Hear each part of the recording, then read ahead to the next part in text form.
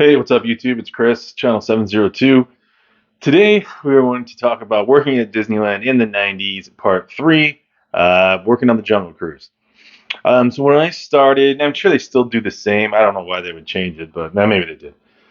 So when I started, you would go through your orientation, which was a full day. You'd spend some time at the end in your area. At that time, it was Attractions West or the West Side, which was like Frontierland, Adventureland, New Orleans Square, and then Critter Country. So you would do your orientation, you'd spend a little time in your area, then they'd get you on to guest control, so like Fantasmic or Indiana Jones at that time had just it wasn't even open yet. It was a few months from opening to the public, so at that time they were doing a lot of small private parties. So I worked a lot of the Indiana Jones guest control, which is awesome. I talked about it, I think, in the first video, but it was cool. It was just a lot of fun. Um, or you do Fantasmic, which was yeah, I don't even really know how to describe it. I mean, you're out on stage for like 30 minutes and then you're on break. Sometimes people would just let you bump around them and you would just stay on break for like an hour, hour and a half because people didn't want to just keep going on break. But anyway, so you would do a little guest control, then they would make sure you got trained on a ride like within a few weeks. It wasn't the next day. So for me, I wanted Haunted Mansion, but which I did end up getting trained on. I'll talk about that in a later video. But I wanted hours. I wanted to work 40 hours. Haunted Mansion, you only really had two shifts. You had your opening shift and then the closers.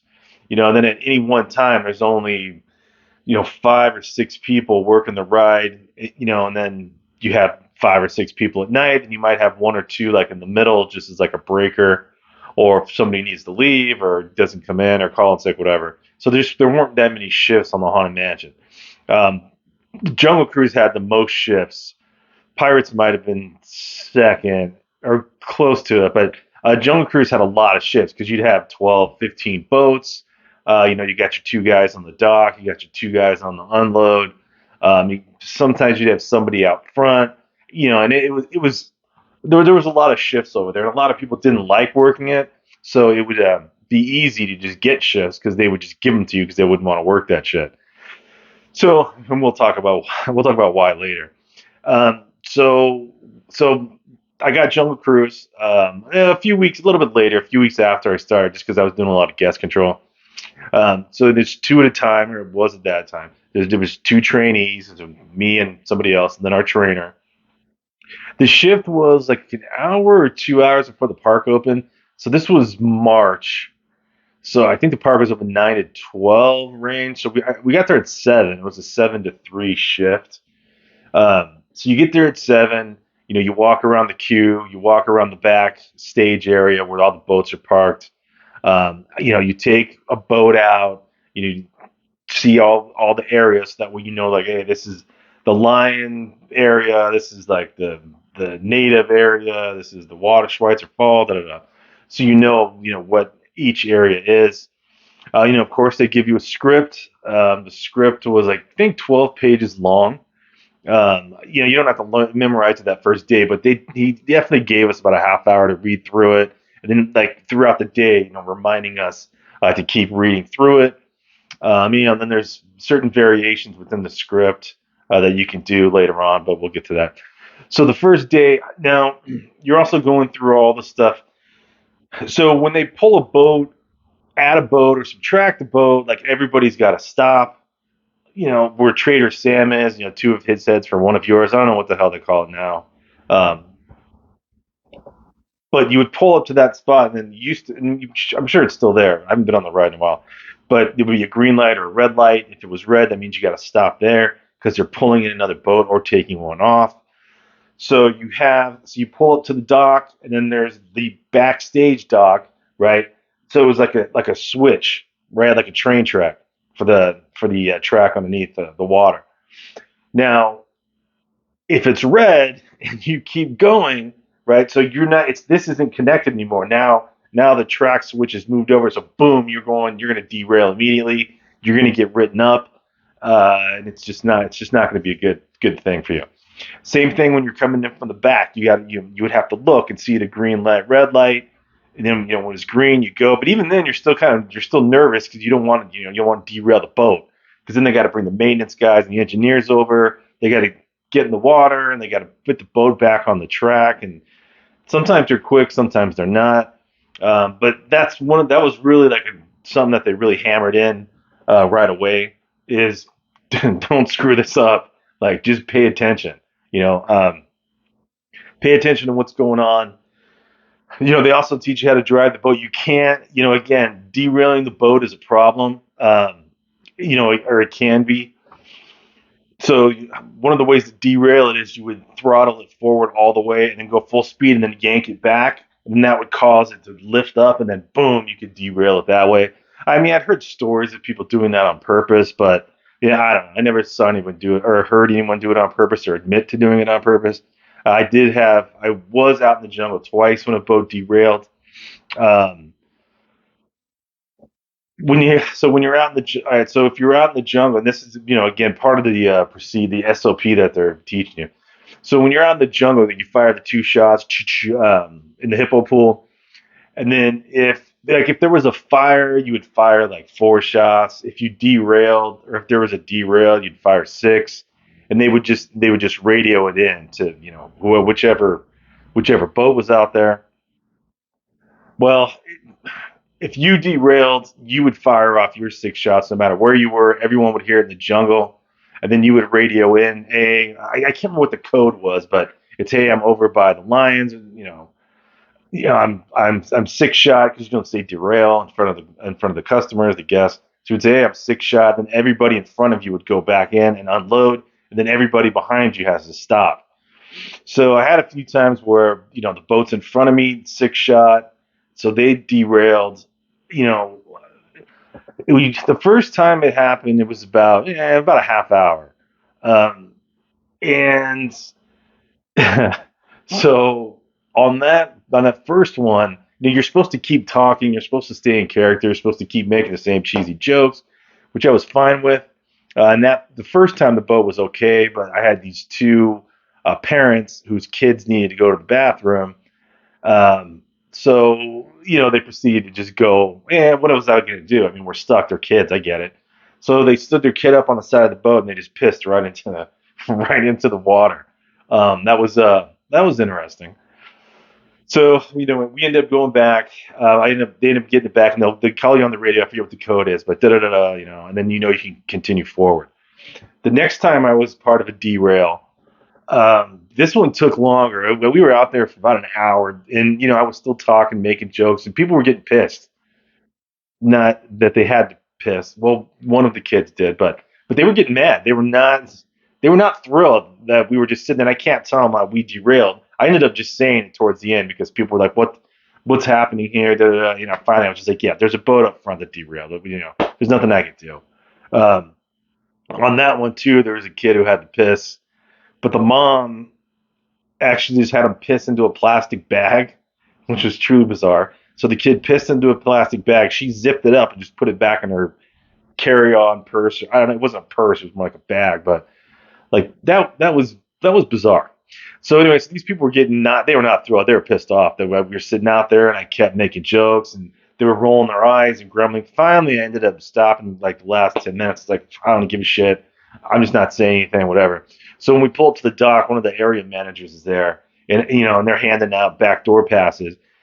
And I'm like, oh God, are they going to say something? I'm like, oh, this guy was so annoying. And they did. They went up to her and were like, oh, this guy was so annoying. He kept talking and making jokes like it was funny. Da, da, da. So I'm like, ah, shit, man. Like, she going to say something to me? Nope, didn't say a word. Just was like, hey, all right, cool. Move on. Go with your next boat.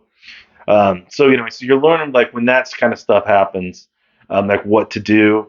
There's other various procedures. Really, the script was, you got to learn that script. You can't be up there, flipping through it.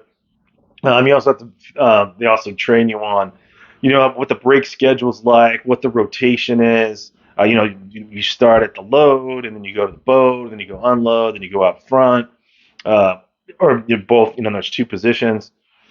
Also the queue too. Man, I screwed that up. So the Jungle House, the Jungle Cruise boathouse, has those two levels. So they go up there and they're like showing you how to like adjust the cue. Like, okay, so we're just gonna do like a straight cue, right? So just up and then down. And then it starts getting busy, like, okay, we're gonna do the zigzag, right? So you gotta like open up this, close this. Man, so I think it was like maybe my first week. Man, I screwed this shit up. So they were like, "Oh, go open up all the switchbacks," because we were getting busy, and they were like, "Open up all the switchbacks, up top." And I'm like, "Yeah, cool." No clue what I was doing. I thought I did. I mean, I paid attention, but I just didn't know what I was doing. So I had done the switchbacks so that you got in, and then it like went back instead of like going here and then back down the stairs. It had switched back, and then it would just dead end. So I had this group of people following me. I'm da-da-da, and then we get to the end, and it's dead end, and they're all stopped, and they're like, "Hey, what the hell?" And I'm like, "Ah, shit."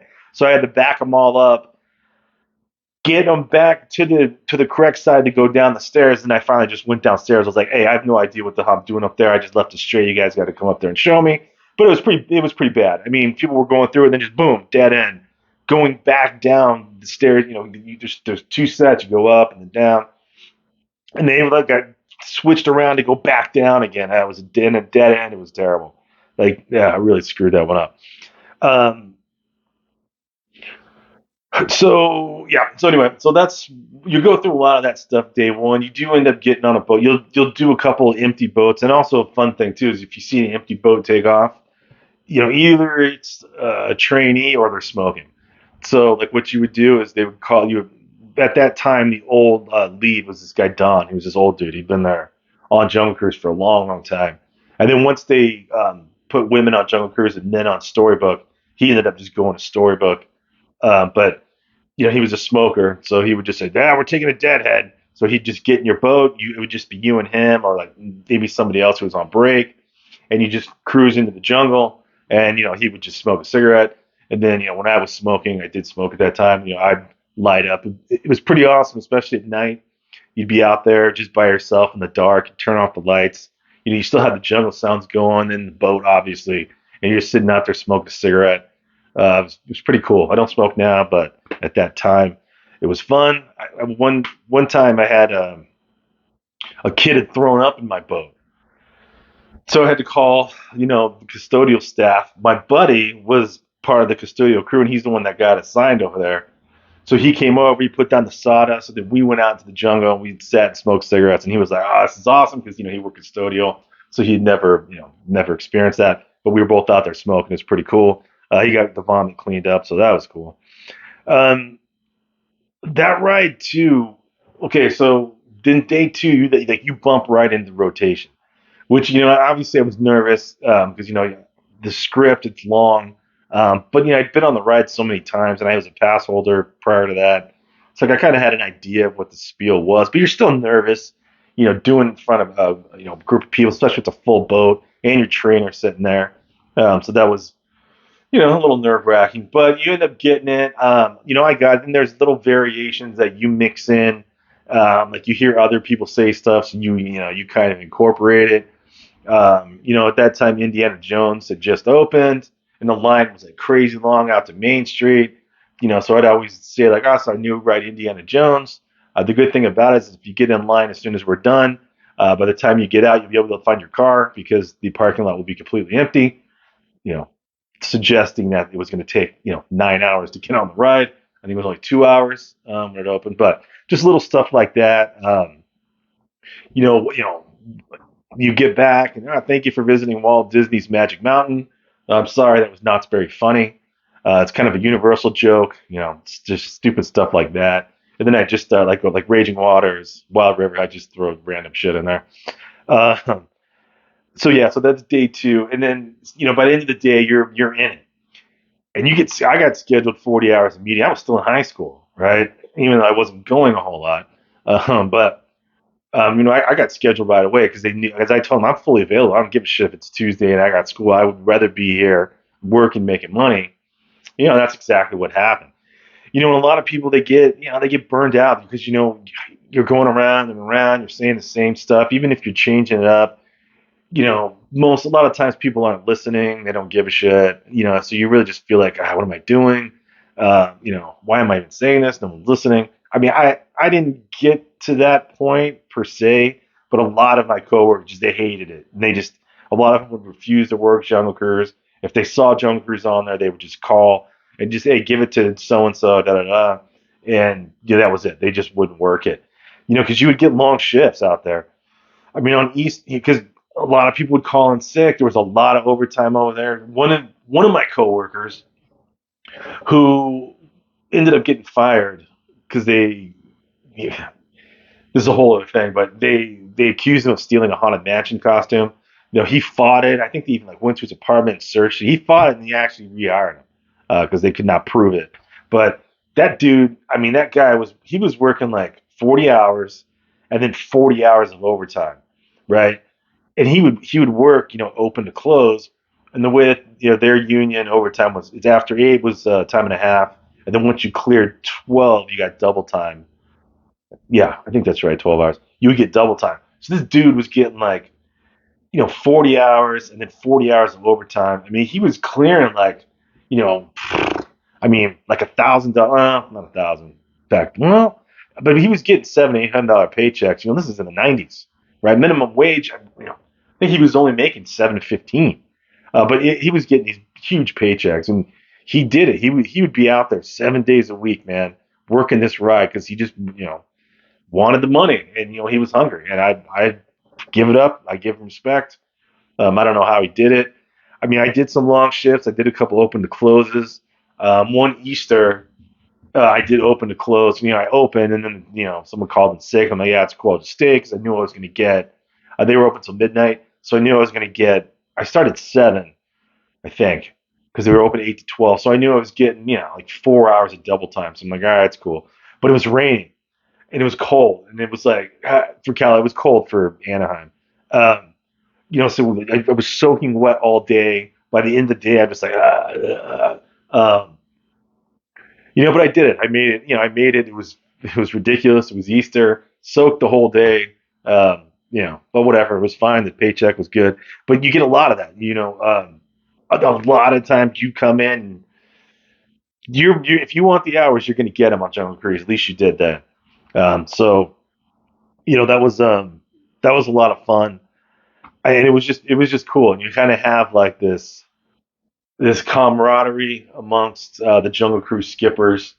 At the time I was there, they hadn't put women on yet. That came a little bit later, but I wasn't working Jungle Cruise anymore. But you had like this camaraderie because it's like everybody's like, "Oh, you did Jungle Cruise," and you played up like, "Yeah, yeah, we worked the Jungle Cruise, da da da," and people were always like, people were always impressed. I'm not even talking about the guests or my family. Like your other coworkers throughout the area were like, "Oh shit, Jungle Cruise, yeah, cool." We got the cool outfits, we got the hats. We weren't wearing like the weird shoulder pirate things for Pirates of the Caribbean or the bandana around the neck at Thunder Mountain. We had good costumes, second only to the Haunted Mansion. But people were like, "Oh shit, man, the Jungle Cruise, that was fun." Da, da, da. It was fun, and especially when you got your script down or your spiel, and you're adding your own piece of flavor or flair or whatever. Then it really really got to be fun. People would take pictures with me, like just random strangers. It was cool. I can't imagine how many pictures of me are out there from the Jungle Cruise. This is before the internet, so they are not digital. So they are sitting in a photo album in people's homes somewhere, I hope. But yeah, it was a good time. It was a lot of fun. It was a lot to work, a lot to figure out. It wasn't just, you also had to like, when you got in, you had to check your boat, you had to check the radio, check the motor, check your gun, it was all blanks. You had the red ones were for your regular in the hippo pool. When there was a derail, you had a problem. Because like, if there was a fire, like that was like a 3 shot or for whatever. But those were black. So they were supposed to be louder. And then when something was wrong, you'd hear, God, it would be super loud. You'd be like, oh shit, man, what's going on? And then it would come across the radio, be like, oh, okay, cool, everybody's all right, they're just stuck. And then just learning all the switchbacks, which is what screwed me up, and then how the rotation worked, and then the closing procedures. Getting the boat. At the end of the night, you got to get the boats in the back. In the morning, you got to bring them out. And again, like I said, that track switch, like you're always nervous because you don't want to derail it. Because your supervisor's right there. and then you'll get written up for it. Also, a fun thing that they used to do, whenever it was their last day, they would just jump into the water. Sometimes people would jump in the water when it's high. I never did because that water, it's staying that way, so you can't see the track. But like somewhere down there is, the rail in a very shallow water. And I just it didn't make sense to me to jump in there. When people worked the canoes, they would jump in like during summer too. But I know I think some people got written up or fired, and they just stopped doing it. I also heard stories that one day Eisner, because Eisner was in charge at that time, went over to the Jungle Cruise and fired everybody who wasn't wearing black socks, which I never wore. I had like two pairs of black socks. And other than that, I just wore the white socks. I didn't give a shit. But you hear crazy stories like that. I'll get into more of those in other videos, but I just want to kind of give you a brief idea of how the Jungle Cruise worked. Then, no idea now, but back then it was a lot of fun. Yeah, you do get kind of tired of it, going around and around and around and around saying the same shit, but um, overall it's fun. I mean, I could do my spiel right now, the whole thing start to finish. If I could go back and work a couple days, I would. Or now, I would do it now for free. Honestly, it was that much fun. So anyway, so that's what that was about. My next one, I will talk about the Haunted Mansion. I also used the Ouija board inside the Haunted Mansion a few times until they stopped that. But I'll talk about that because that was pretty cool. But anyway, if you like the video, please like and subscribe, or don't, whatever. But if you do, I'd be more than happy to return the favor. Just let me know who you are. But cool. Once again, it's Chris, channel 702. Thanks for watching.